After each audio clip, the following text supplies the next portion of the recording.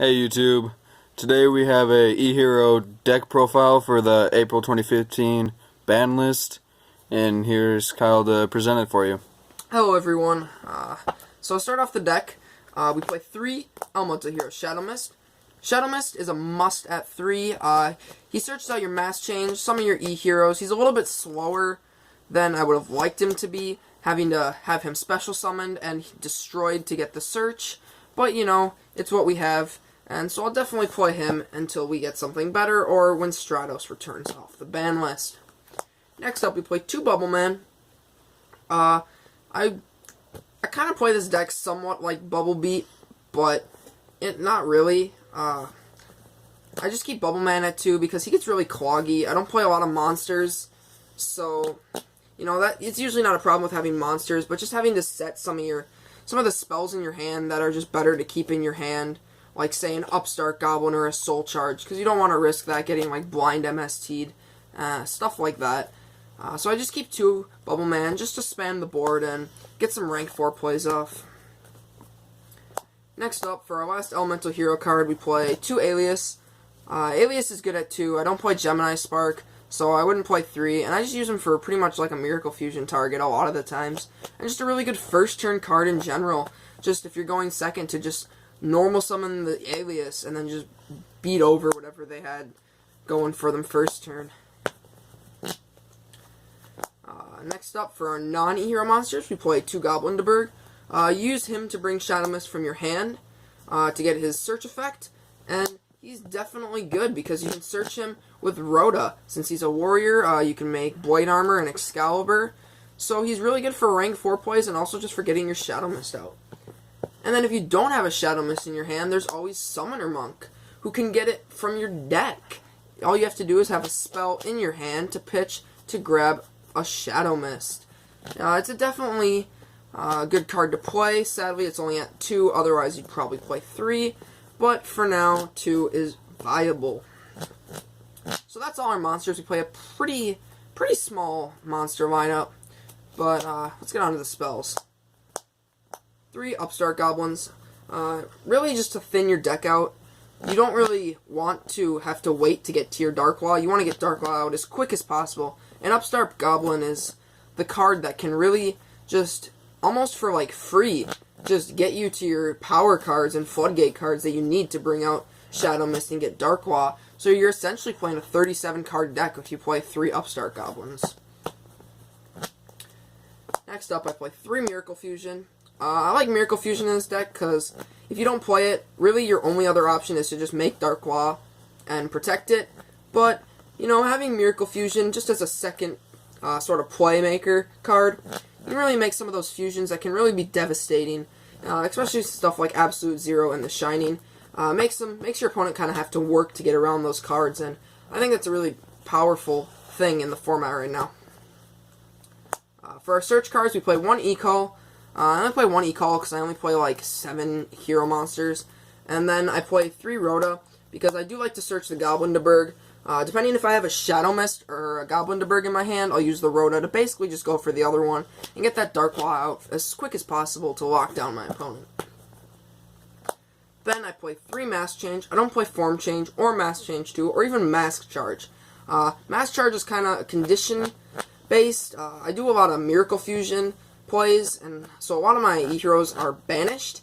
So to add like a Masked Hero Darklaw back to my extra deck, and just to add a Mask Change, is sometimes kind of like just counterproductive and almost like a dead card to say, because I'd rather be playing something more beneficial to me than just a card to add back a Mask Change. So, but you definitely want 3 Mask Change because you want to get to that Darklaw, of course, as quick as possible. Next up, we play 2 Lance. You want to protect your monsters, and Lance is really good. Stop from getting deprisoned, mirror forced. Mirror Force is really big right now as well, so Lance can help protect your Darklaw. Also, just a really good card just in case if they try to beat over your Darklaw. Darklaw is only 24, so even some of the pretty easy cards to bring out, like Utopia. Utopia is pretty easy to bring out, and it's 2,500. It can beat right over the Darklaw. But you have Lance here to protect you, so I definitely play Lance. Next up, 2 Smashing Ground, a really underrated card in this deck. If you have Dark Claw on the field, you basically just banish one of your opponent's monsters, and it's extremely powerful, and it can be kind of devastating. Like, they make like a big power play, and they bring out like, say like a construct, and then you just smashing ground it. Like, their Shaddoll construct is just kind of like screwed. Like, it's just kind of like game over, you know. So smashing ground, you should just try it out. It's a really good card. Regeki. Same reason, just really devastating if you have Dark Claw, and also just like a unnecessarily good card. It's pretty much just like a better version of Dark Hole. Yeah, it's more expensive, but if you could get this over some other cards, I'd definitely go for the Regeki because it's really powerful in this format right now, especially if you have Dark Claw on the field.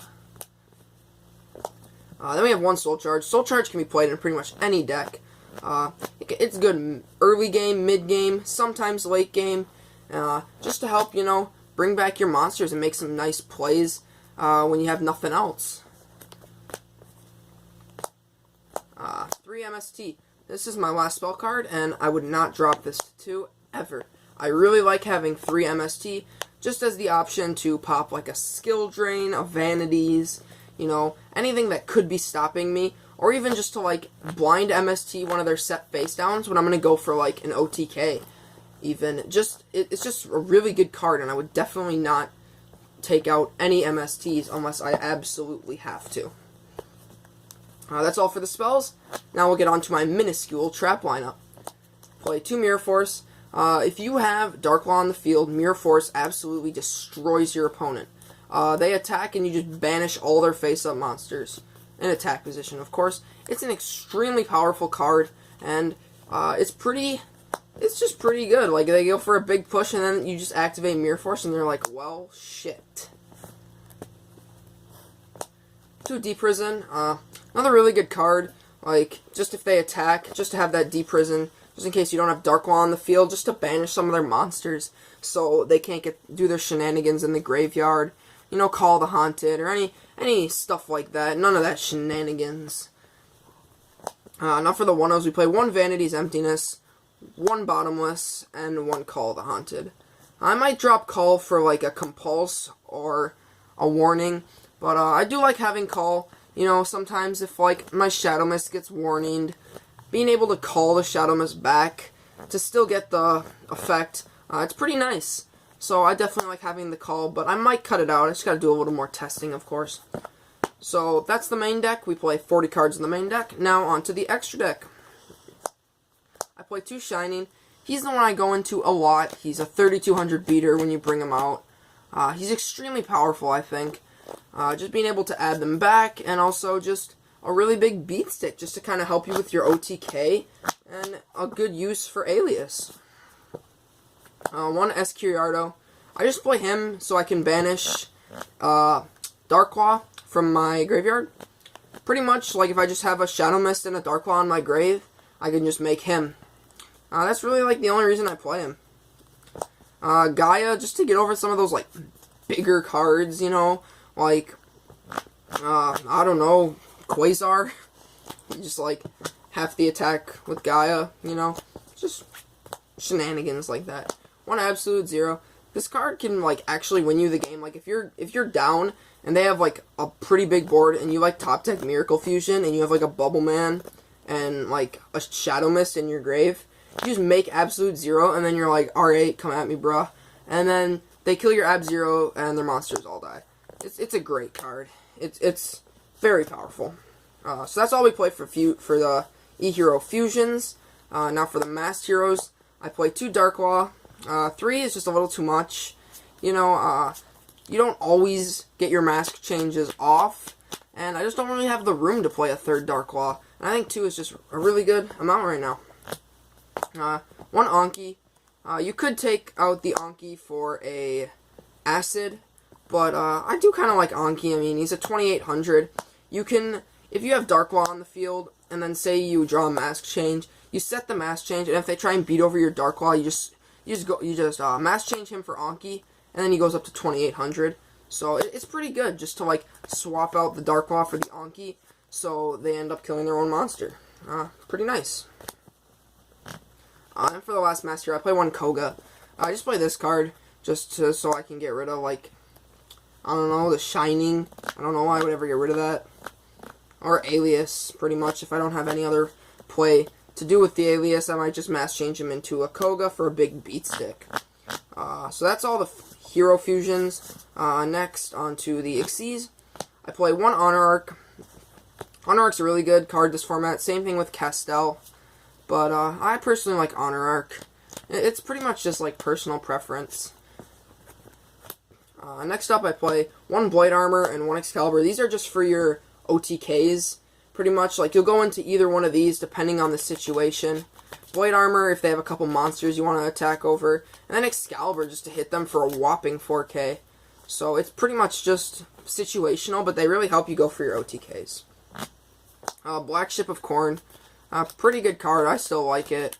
Used to be really popular. Not seeing as much play anymore, but I still think it's a good card. And it does some work. Just to get rid of some of those smaller monsters, to burn them for 1,000. You know, it's pretty nice. Cowboy. I just play Cowboy for game. Like, his first effect is pretty underused, too. He gains 1,000 and they lose 500. So, you know, it's pretty good, I guess. Just mainly for the Cowboy for game.